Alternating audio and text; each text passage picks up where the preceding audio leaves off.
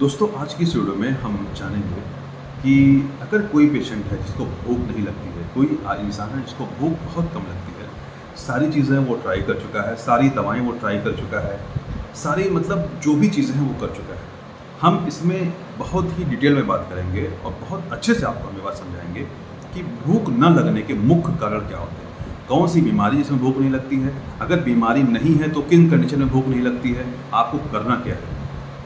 बहुत सारे टैबलेट, बहुत सारे सिरप, बहुत सारी चीज़ें आप कर चुके हो लेकिन उसके बाद भी आपका कुछ नहीं हो रहा है। सबसे इम्पोर्टेंट ये है, अगर किसी भी पेशेंट को भूख नहीं लगती है, कोई मरीज़ है जो आपसे बार-बार ये बात कह रहा है कि हमको भूख नहीं लगती है, खाना हम कम खाते हैं, जिससे हमारा वज़न कम है, हमारा जितना ग्रोथ होना चाहिए वो ग्रोथ नहीं हो पा रहा है। बच्चा है तो उसमें हमको क्या करना है, कोई औरत है तो उसमें हमें किस चीज़ को ध्यान देना है, कोई एडल्ट है, आदमी है कोई 40 साल, 50 साल का कोई एडल्ट है, उसमें हमको किस चीज़ का ध्यान देना है, सारी चीज़ों पे हम बात करेंगे। पहले अगर पेशेंट आता है, पहले अगर आपको भूख नहीं लगती है, तो सबसे पहले 3 चीज़ों को आपको ध्यान देना है। नंबर 1 ये है कि उस पेशेंट को जॉइंटिस तो नहीं है, कहीं पीलिया का कोई असर तो नहीं है, कहीं उसका लिवर डैमेज तो नहीं है। अगर लिवर डैमेज होगा, पीलिया का असर होगा, आप कुछ भी कर लो, कुछ नहीं होने वाला है। सबसे पहले पीलिया का इलाज करना पड़ेगा।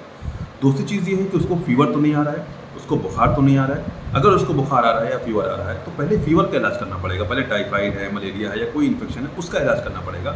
उसके बाद उसकी भूख बढ़ेगी। तीसरी चीज़ ये है कि कहीं पेशेंट एनीमिक तो नहीं है, पेशेंट को खून की कमी तो नहीं है। अगर खून की कमी है, तो फिर उसको उस हिसाब से ट्रीट करना पड़ेगा।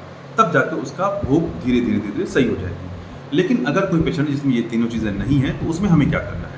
एक जो सबसे इम्पोर्टेंट चीज़ होती है भूख, अगर कोई पेशेंट ये बोले कि उनको बहुत दिन से भूख नहीं लगती है, उसका वेट लॉस भी हो रहा है, पेशेंट बहुत कमज़ोर दिख रहा है, तो उसमें एक इम्पॉर्टेंट चीज़ है कि उसमें पल्मोनरी ट्यूबरकुलोसिस यानी टीबी का डायग्नोसिस करना बहुत ज़रूरी है कि उसको टीबी तो नहीं है। उसके लिए एक्सरे चेस्ट वगैरह की हम ये भी बताएंगे लास्ट में आपको कि जांच कौन सी करनी है, क्या दवा चलती है, सारी चीज़ें हम आपको बताएंगे। तो इस वीडियो में आप बने रहिएगा। तो चौथी चीज़ जो मैंने बताया पल्मोनरी ट्यूबरकुलोसिस, तो इसका भी रूल आउट करना, इसको भी जानना बहुत ज़्यादा ज़रूरी है कि कहीं इसको टीबी तो नहीं है पेशेंट को। अब ये जान लीजिए कि अगर ऐसा कुछ भी नहीं है तो उसमें हमें क्या करना है, कौन सी एक्सरसाइज पेशेंट को कराना है, कौन सी दवा देना है। तो इसमें कोई भी अगर चाहें तो हम न्यूरोबियान का इंजेक्शन कमर में लगा सकते हैं, आईएम लगवा सकते हैं डॉक्टर की सलाह के बाद, या उसको सिप्लेक्टिन की गोली, साइप्रोहेप्टेडिन का सिरप या साइप्रोहेप्टेडिन का टैबलेट, सिप्लेक्टिन, प्लेक्टिन, साइपान नाम से बहुत सारे नाम से मार्केट में आपको अवेलेबल मिलता है। कोई मल्टीविटामिन भी हम उसको दे सकते हैं, कोई भी मल्टीविटामिन। बहुत सारे आयुर्वेदिक, बहुत सारे यूनानी सिरप आते हैं, एपेटाइजर आते हैं भूख लगाने के, जैसे लीफ सिरप है। कोई भी डाइजेस्टिव सिरप हम दे सकते हैं, डाइजेस्टिव टैबलेट या कैप्सूल दे सकते हैं, ताकि पेशेंट का डाइजेशन ठीक हो, उसका लीवर ठीक हो और सारी चीज़ ठीक हो, तो उसको भूख आना शुरू हो जाए। उसके साथ साथ हम पेशेंट को कुछ एक्सरसाइज भी बताएंगे कि थोड़ा सा वॉकिंग करिए, टहलिए। कोई स्मोकिंग का पेशेंट है, कोई अल्कोहलिक पेशेंट है, तो उसको हम ये बोलेंगे कि आप शराब अपना छोड़ दीजिए, ये स्मोकिंग, बीड़ी, सिगरेट, तंबाकू आप छोड़ दीजिए। इसी तरीके से थोड़ा सा क्लाइमेट चेंज हम पेशेंट का करवाएंगे कि एक जगह से हम उसको दूसरी जगह शिफ्ट कर देंगे कि कहीं थोड़ा सा टहल आइए, घूम आइए। इस तरीके से हम पेशेंट को थोड़ा सा माइंड डाइवर्ट करके उसकी भूख आ सकती है, अगर कोई बीमारी नहीं है तो। लेकिन अगर कोई बीमारी है, कोई उसको दिक्कत है, कोई परेशानी है, तो सबसे पहले हमको उसकी जांच कराना पड़ेगा। अभी हम ये भी बताएंगे कि बच्चों में, औरतों में और मेंस में यानी आदमियों में क्या-क्या दिक्कत आपको, क्या-क्या परेशानी हो सकती है।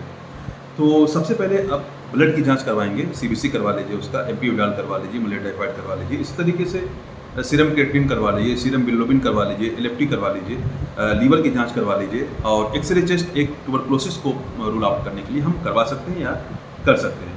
यूरिनी में भी हम पेशेंट को देख सकते हैं। ये सारी जांच हम पेशेंट की करवा सकते हैं। लेकिन अगर सब कुछ नॉर्मल आए, सब कुछ ठीक आए, सोनोग्राफी भी ठीक आ गई, अल्ट्रासाउंड सोनोग्राफी ठीक आ गया, नॉर्मल आ गया, तो अब हम पेशेंट को क्या चीज़ को हमें ध्यान देना है। सबसे इम्पोर्टेंट पॉइंट यही है।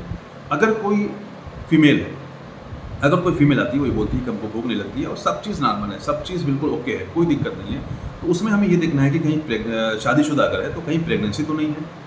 इसी तरीके से प्रेगनेंसी के साथ साथ हमें ये चीज़ का भी ध्यान देना है कि कहीं उसको घर में कोई प्रॉब्लम तो नहीं है, अभी नई नई शादी, घर में कोई प्रॉब्लम तो नहीं है। अगर ऐसा कुछ हो तो उसको हम दूर करेंगे, तो उसकी भूख नॉर्मली सही हो जाएगी। अगर कोई स्कूल गोइंग चिल्ड्रेन है, कोई स्कूल जाने वाला बच्चा है, तो उसमें हमें ये देखना है कि वो अपना होमवर्क वगैरह टाइम से करता है कि नहीं करता है, स्कूल में कोई उसको समस्या, कोई प्रॉब्लम तो नहीं है, किसी से उसका लड़ाई झगड़ा तो नहीं है, या टीचर से कोई दिक्कत तो नहीं है उसको। इन सब चीज़ों का रूल आउट करना ज़रूरी है। इसी तरीके से अगर कोई एडल्ट है, तो उसमें क्या हो सकता है, उसमें ये है कि आप ये देखेंगे कि तंबाकू बहुत ज़्यादा तो नहीं लेता है, बहुत ज़्यादा शराब तो नहीं पीता है, बहुत ज़्यादा मतलब